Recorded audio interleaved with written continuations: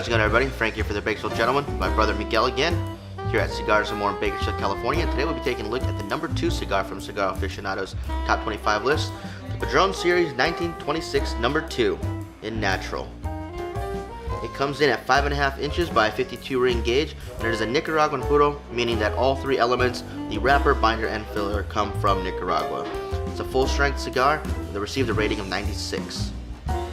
I'm going to go ahead and get cut into these guys and get them started and get back with you in just a minute.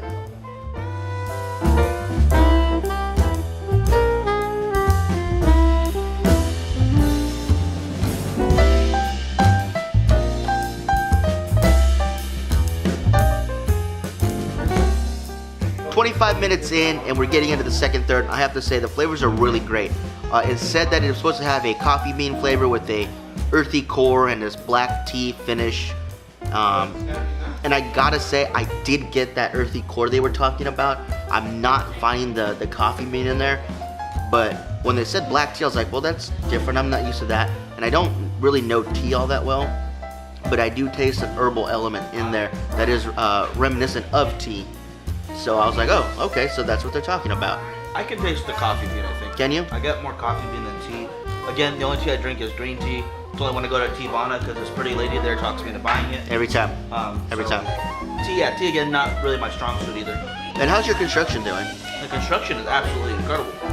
Burned perfectly. The smoke output's been great. It's not too spongy, and the ash is falling off in perfect chunks. Great white ash too. Exactly. It really is. Yeah. My burn is a little wavy, but it's been self-correcting. I just rotate the cigar, so no issues there. I gotta say, it's supposed to be a full-strength cigar. Maybe the strength will increase as we get further in. Right now, it's a mild. It's not even a medium. No, I'd agree. The finish is lasting nice and long, though. You are getting those herbal elements lasting until the next draw, so that's good. And other than that, guys, we'll go ahead and get into the next third, and we'll come back to you in just a minute.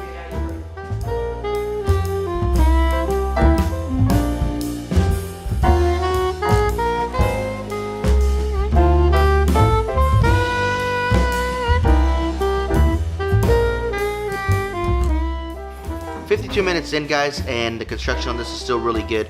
Ash is holding on solidly, lots of smoke output. I feel the strength has kicked up to about a medium now. Not really a full by any means, but definitely a good solid medium. No issues with the wrapper here. Draw still wonderful, so no complaints there. Mike, how are your flavors doing? You know, in the beginning, I was getting like that earthy note that they were talking about with that pepper, and it kind of reminded me of like a really good steak. That's what I was getting. And then as we transitioned to that second, the pepper went away a lot. Maybe a little bit on my tongue, barely. That'd be perfect with prime rib. Oh, I like that.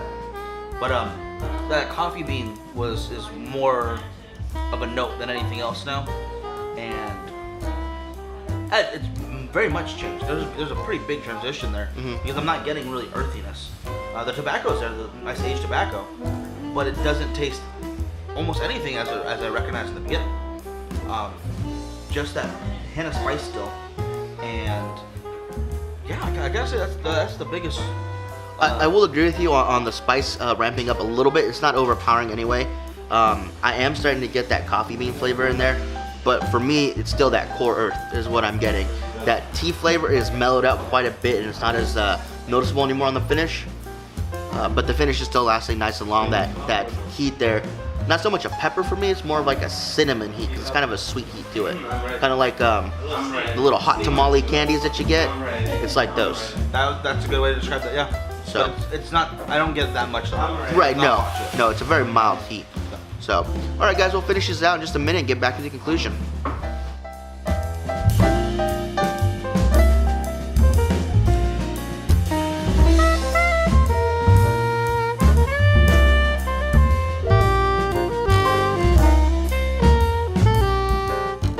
Hour and 25 minutes, guys, which is pretty darn good time for this Robusto sized cigar.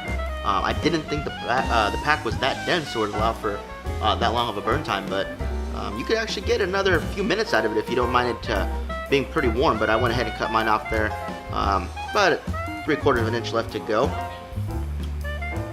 Gotta say, the flavors pretty much transitioned for me again.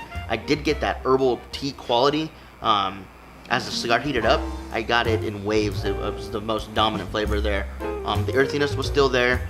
The coffee bean drifted in and out, but as it heated up, I really got that tea flavor in there. So it's actually very unique for me.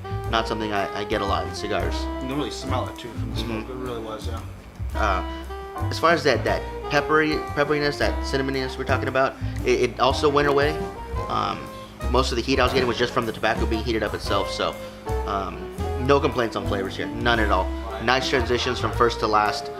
Great cigar, you guys. Mike, how was your construction towards the end? Construction was fine all the way through. There was no heat breaks. There was a perfectly straight burn. Ash fell off in nice solid chunks. Smoke output was excellent. So altogether, the construction was, I'd say, flawless, perfect. And what was your overall opinion on this cigar, Mike? Oh, it was excellent. It definitely can see why it's so high on the list. And I can't wait to have another one. Yeah, definitely a really, really good cigar, you guys. If you haven't tried any of the Padron series, definitely apologize for that, guys. Definitely would recommend the 1926 cigar. It is a phenomenal cigar, well worth the number 2 rating on Cigar Aficionado top 25 list. Honestly, the number 1 and number 2 have been phenomenal so far, and I could either change them either way. Oh yeah. Really looking forward to the number 3 cigar, which I think some people have heard of. It's the Oliva Series V. We'll be trying that one next week, guys.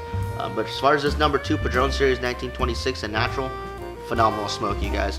Well worth the price tag, well worth the time to actually sit down and smoke the cigar, which again, an hour 25 for a Robusto is a very long smoke time. I usually get about 45 minutes to an hour out of my Robustos.